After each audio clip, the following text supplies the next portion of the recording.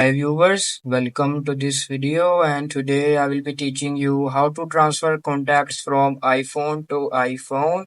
So just let's start and move on to our mobile. So for transferring there is two way, just like for example the first way is logging in the same iCloud onto the same both phones, and after logging in the same both phones your contacts will be easily accessed on both devices.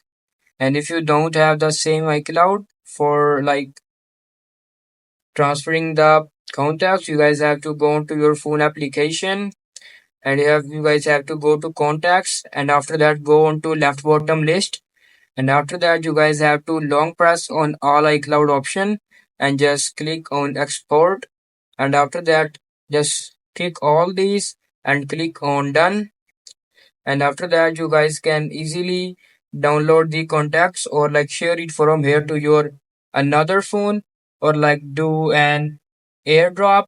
It's easy, and that's how you guys can easily transfer the contacts from iPhone to iPhone. If you find this video helpful, please like and subscribe to this channel, and thanks for watching.